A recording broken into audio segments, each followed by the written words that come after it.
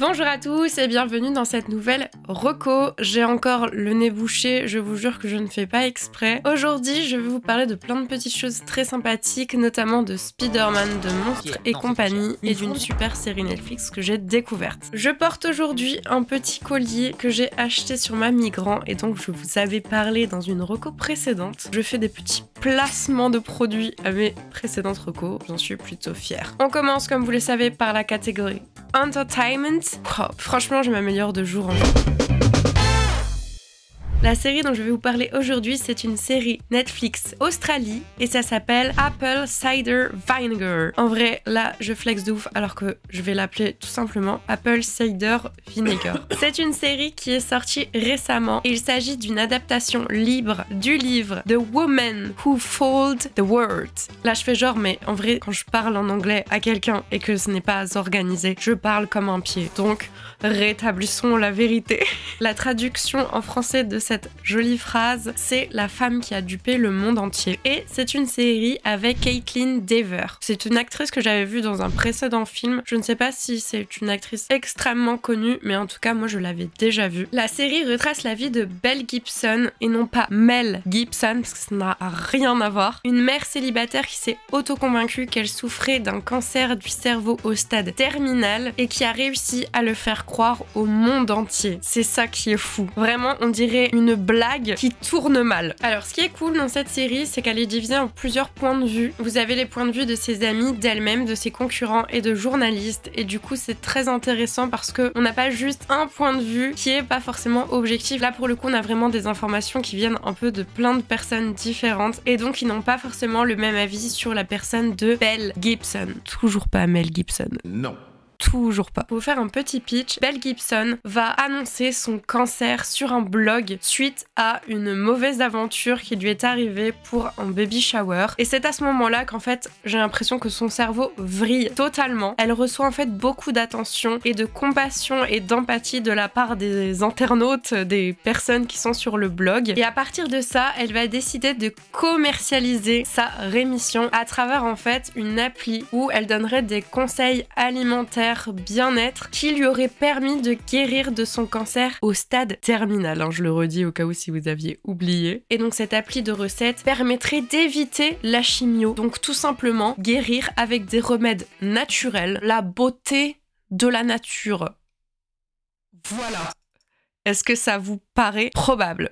Non, et pourtant c'est bien réel, cette histoire est absolument réelle, c'est ça qui est fou. La série retrace la vie de Belle Gibson, toujours pas Mel Gibson, Non. de son ascension en businesswoman et influenceuse jusqu'à la chute de cette supercherie. Vraiment, c'est un mensonge, c'est une arnaque bien plus grosse qu'un camion. Comment des gens ont pu croire ça? C'est vraiment la magie de l'internet. Pour le coup, vraiment, c'est une queen du prank de l'internet. Voilà.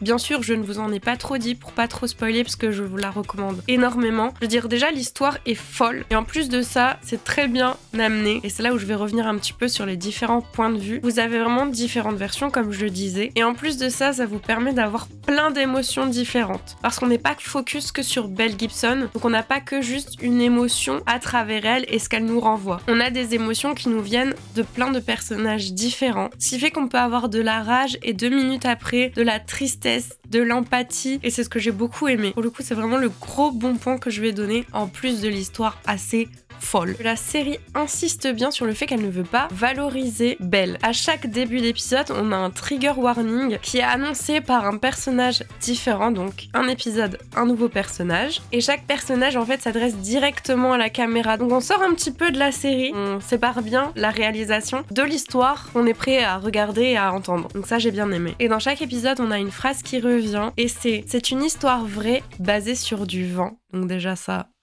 magnifique. Belle Gibson has not been paid for the recreation of her story. En vrai, c'est cool parce que ça fait vraiment pas de l'éloge de Belle Gibson, c'est juste un témoignage. En vrai, la meuf, voilà, on va pas se mentir, elle a gagné énormément d'argent sur un mytho total. Si vraiment vous aimez les biopics et les histoires assez insolites sur des arnaques, sur des supercheries comme ça, bah je pense que c'est une série qui pourrait énormément vous plaire. Personnellement, je l'ai bingé en 2 jours, je crois. Vraiment très très très sympa. Passons maintenant à la catégorie mode et accessoires et c'est là qu'on va parler de Monstres et compagnie. Je vais vous parler d'une paire de Crocs juste banger.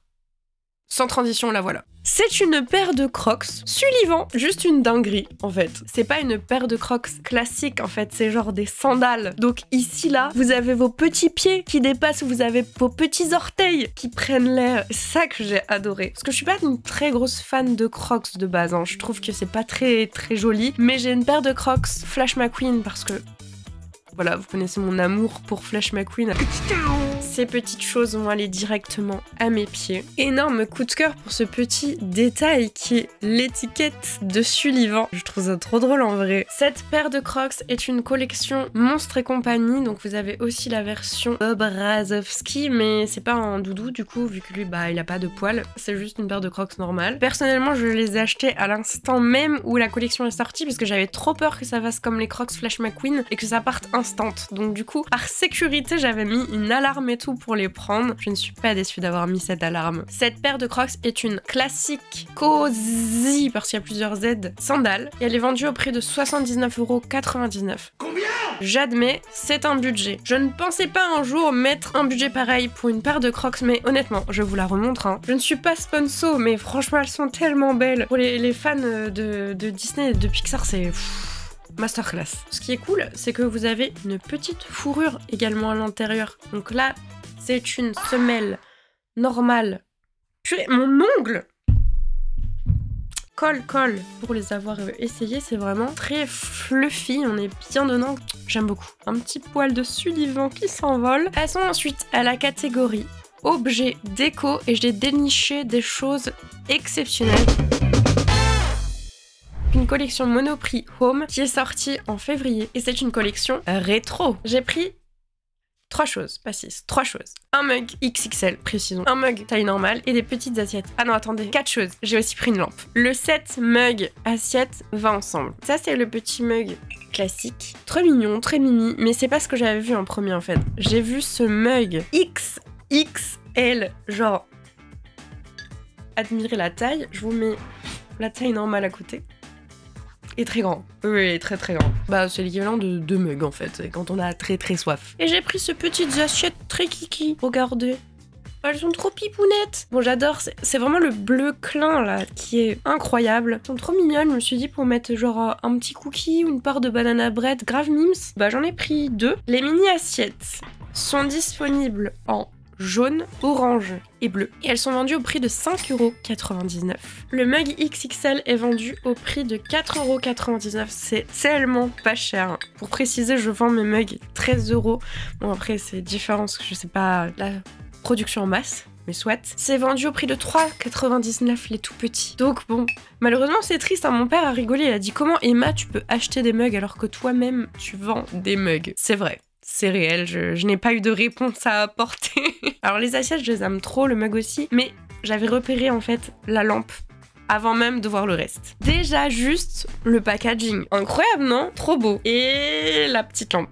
Voilà, je vais vous l'unboxer quand même. Elle est vendue au prix de 19,99 €. Honnêtement, vu les produits qu'il y a à Monoprix, je m'attendais à plus, bien plus cher pour une lampe. J'aime vraiment beaucoup. Voilà. Petit coup de cœur. Eh, j'ai encore perdu mon ongle. Purée de patates douces. Je le remets. Ce n'est pas tout, il reste encore un produit que je vais vous montrer. C'est encore une lampe. Alors c'est une mini, puisqu'on est dans le mini et dans le XXL. C'est une mini lampe à lave de la marque Fissura. Et elle est vendue sur Flux. C'est là où je l'ai trouvée. Moi je l'ai prise sur le site internet. Et elle est vendue au prix de 31,95 €. Nous avons le socle. Nous avons la mini lampe à lave. Elle est toute petite. Oh non, comme elle est petite. Oh non, il faut que tu manges la moitié. Petit clin d'œil. Il y a la vidéo de la braderie de Lille si vous ne l'avez pas encore vue. Ah, en vrai, j'aime trop. Elle est trop... Wow, j'ai eu peur. Elle est trop mignonne. Mais la voici, je vais la mettre en marche après, je vous montrerai. Elle est disponible dans plusieurs couleurs, il y en a 4 différentes. Mais moi, je voulais absolument en fait une lampe transparente. Je sais pas si ma tête fait un effet à travers. Le liquide est transparent et la lumière est blanche. Donc ça fait juste la lave qui est colorée, c'est ça que je trouve trop cool. Ça c'est un petit coup de cœur que j'avais eu sur Flux et j'avais pas encore craqué. Mais j'ai fait une commande là récemment donc je me suis un petit peu rattrapée. Voilà pour la catégorie décoration, objets, accessoires qui était plutôt bien fournie. On passe maintenant à la catégorie réseaux sociaux.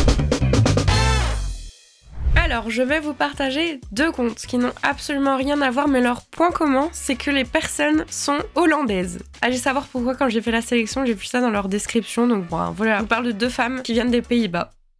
J'ai rien d'autre à ajouter, c'est une information absolument inutile. La première, c'est une influenceuse muscu. Alors oui, je sais, c'est pas un sujet dont j'ai l'habitude de parler. Après, bon, j'ai fait une reco spéciale sport, Jeux Olympiques, donc à la limite, ça peut passer. Mais je me suis mise depuis un an, enfin je me suis remise depuis un an à la muscu et je suis un petit peu des comptes muscu. En fait, j'en suis pas beaucoup, mais je suis particulièrement cette femme de son pseudo Salomena qui fait du contenu qui n'est pas 100% muscu, c'est un peu du lifestyle, morning routine, routine de vie. C'est assez général en fait, c'est très chill, c'est très frais et même si en fait on ne fait pas de muscu, c'est très agréable à regarder parce qu'elle va partager des recettes, son quotidien avec son chéri. Le seul point à relever, c'est qu'elle parle en néerlandais, du coup je ne comprends pas ses stories, même si j'ai quand même essayé d'apprendre quelques petits mots. Ça va être vraiment du basique. Je ziet een mooie ogen en een mooie glimlach. C'est vraiment la phrase que je dis à tout le monde parce que c'est la seule phrase que je connais qui est assez grande. Ça veut dire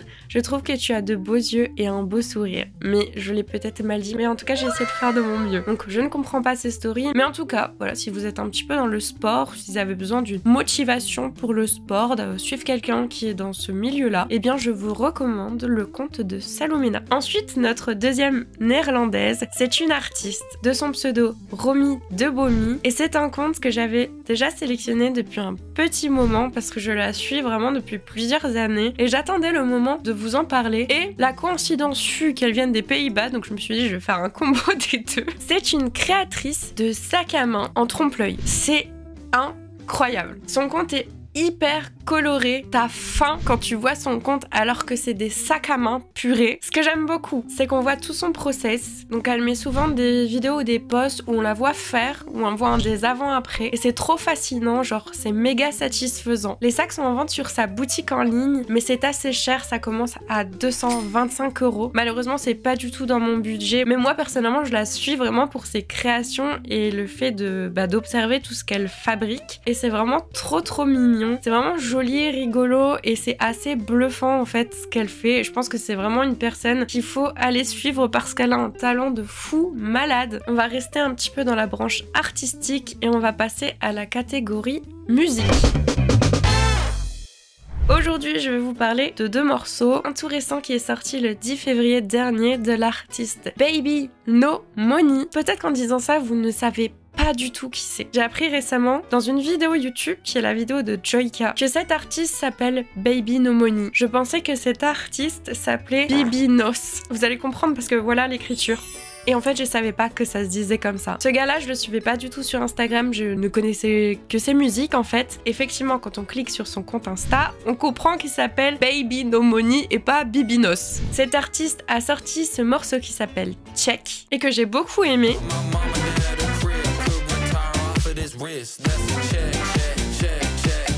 Pour le petit fun fact, c'est un artiste qui a un peu percé, je pense, grâce au réseau, puisqu'il a 2 de ses musiques qui ont été beaucoup utilisées, que ce soit en Reel Instagram ou en TikTok. Et ces 2 musiques, c'est Edamame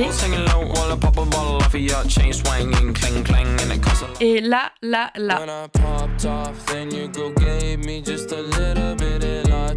Voilà, je pense qu'on a mis les bases et que vous savez très bien finalement qui c'est cet artiste. J'ai beaucoup aimé en tout cas son dernier morceau, je trouve que c'est un artiste assez original, je le trouve un peu fun. Gros kiff pour cette chanson et j'espère qu'elle vous plaira aussi. Pour le second morceau, je vais vous parler de l'artiste Stone Cold LTD et son album qui s'appelle An Album About Nothing qui est sorti le 7 février, donc juste un petit peu avant le morceau de Baby No Money Check. Et c'est notamment le morceau The Summer of George qui, moi, m'a tapé dans l'oreille.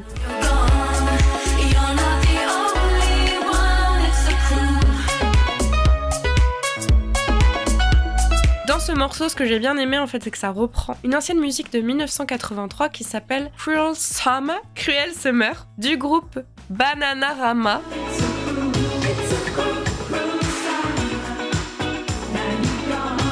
J'aime beaucoup. Le nom du groupe, je le trouve très drôle. D'ailleurs, je sais pas si Stone Cold LTD c'est un artiste ou un groupe, mais en tout cas, cette entité musicale fait des remixes d'anciens morceaux, donc on va dire avant les années 2000. Et c'est trop cool. Genre, je crois qu'il y a un morceau de Michael Jackson, il y a d'autres morceaux rétro comme ça des années 80.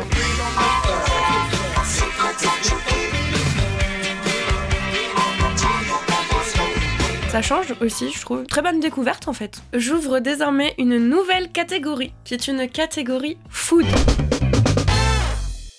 Je suis une très grande fan de nourriture. Au cas où si vous ne l'aviez pas vu, parce que je partage beaucoup de mes plats au restaurant ou des plats de ma création en story Instagram, mais aussi pendant mes vlogs avec Elisabeth, en général on fait toujours par exemple un brunch. Enfin bref, je suis une très grosse fan de food. Il allait de soi qu'il fallait que je vous parle d'un restaurant. Ce restaurant, c'est un restaurant à thème. Il s'agit de Stellar, du groupe Ephéméra, qui se trouve dans le 11e arrondissement de Paris, près de République et la place des Vosges. Le concept, c'est que c'est totalement immersif. Vraiment, le truc, c'est lunaire. Quand tu rentres dedans, t'as l'impression d'être ailleurs, dans un autre pays, dans un autre univers. C'est un monde parallèle. Vous avez du coup des décors immersifs sur le thème du restaurant, car il y a plusieurs restaurants. C'est donc à chaque fois une expérience différente. Vous avez par exemple Jungle Palace, les forêts tropicales, la jungle, la savane. Vous allez avoir Under the Sea, sous la mer. Vous allez être dans une ambiance très bleue, très posée, wavy. Et le troisième dans lequel on est allé, nous, s'appelle Stellar, qui est sur le thème de l'univers, de la galaxie, des planètes. Pareil, là, on est sur une ambiance complètement posée, avec une petite ambiance musicale qui va avec, des petites planètes au plafond, des petites fusées par-ci, par-là. Incroyable. Franchement, au niveau de l'expérience, 10 sur 10, c'était trop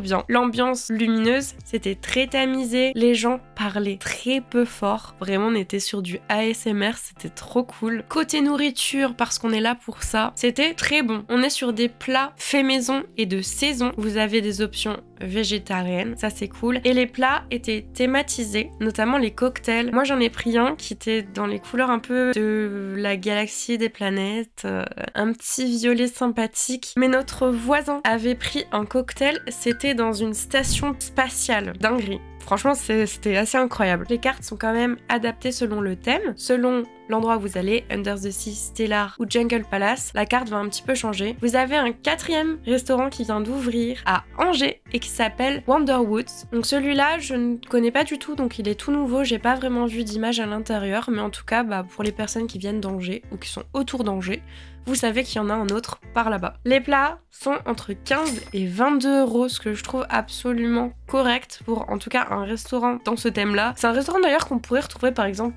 dans un parc d'attractions. J'ai en tête au Disney Village parce que je sais qu'il y a un restaurant un peu similaire qui s'appelle le Rainforest Café, je crois. Et ça m'a fait penser un petit peu à ça et je pense que la carte est bien plus chère. Donc en tout cas, je trouve que c'est très abordable et c'était très bon. Je vous referai des recos food prochainement, ne vous inquiétez pas. Cette catégorie reste dans un petit coin de ma tête. On passe ensuite à un petit peu de culture avec la catégorie livres. Je corrige, ce n'est pas de la culture, c'est de la pop culture. Chez My Sanchez, ça parle pop culture. Je vous ai parlé de Spider-Man, on y est. Le bouquin que je vous recommande, c'est un bouquin 100% sur Spider-Man. Je fais pas de transition parce que c'est important d'aller droit au but quand on a un bouquin comme ça. Le truc, c'est une bible exceptionnelle. Ce n'est pas un livre comme tous les autres. Là, comme ça, on dirait « Ah là là, c'est un roman, une biographie. » Que nenni. Ce livre, c'est plus de 360 pages d'anecdotes sur Spider-Man. Comme son nom l'indique, hein, vraiment, je ne vous apprends rien, c'est écrit sur le titre. C'est 350 secrets de tournage, anecdotes, détails cachés, scènes coupées, citations. On ne m'arrête plus. Achetez ce livre.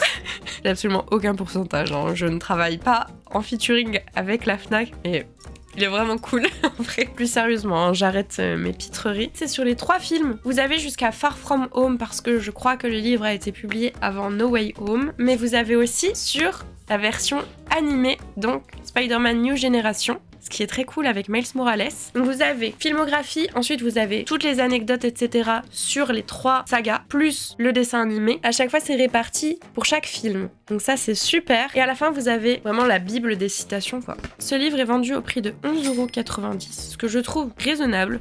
En vrai, c'est un petit truc que tu peux mettre dans ton sac et lire de temps en temps. Ça rapporte un peu des petites informations que tu peux ensuite balancer à tes potes et tout. Ah, mais tu savais pas en fait que Jake Gyllenhaal devait remplacer Tobey Maguire dans Spider-Man 3 parce que Tobey Maguire s'était fait mal au dos. Eh bien oui, et Jake Gyllenhaal est ensuite devenu Mysterio dans Spider-Man Far From Home. Voilà, c'est une petite anecdote. Bon, je la connaissais déjà avant de lire le livre, mais elle est dedans par exemple. Je reste fidèle à moi-même et je vais vous partager des livres comme ça qui sont vraiment plutôt axés soit illustration, BD, pop culture, artbook pour continuer dans l'artistique. Je vais vous partager un artiste qui est un grand photographe.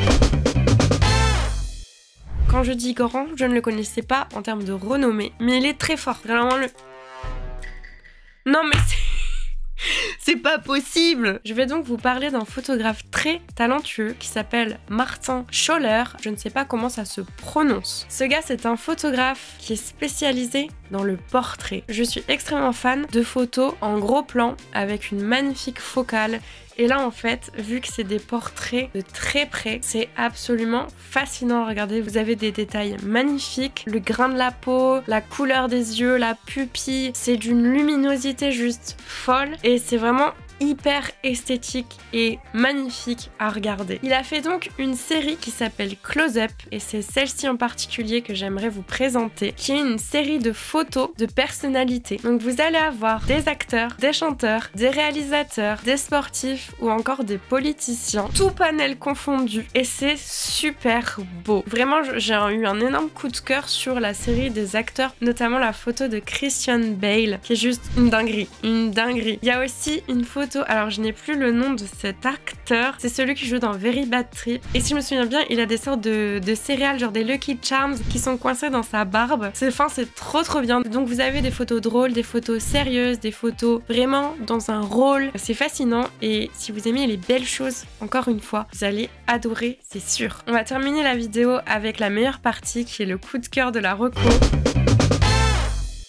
Et aujourd'hui, ce sera Batman et Robin. Alors, si vous connaissez un petit peu, j'utilise souvent des termes comme « qu'est-ce que c'est que cette sorcellerie ?» Et là, j'ai trouvé ma nouvelle citation, donc la voilà. Nom d'une diablerie interstellaire, nom d'une fusée traçante, nom d'un château hanté. J'espère que ces nouvelles recommandations vous auront plu ou vous auront intrigué. En tout cas, on se retrouve très bientôt pour de nouvelles découvertes. Je vous fais de gros bisous.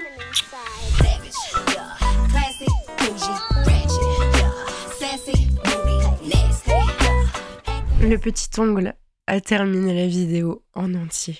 Je vais pouvoir lui offrir sa liberté. Envole-toi!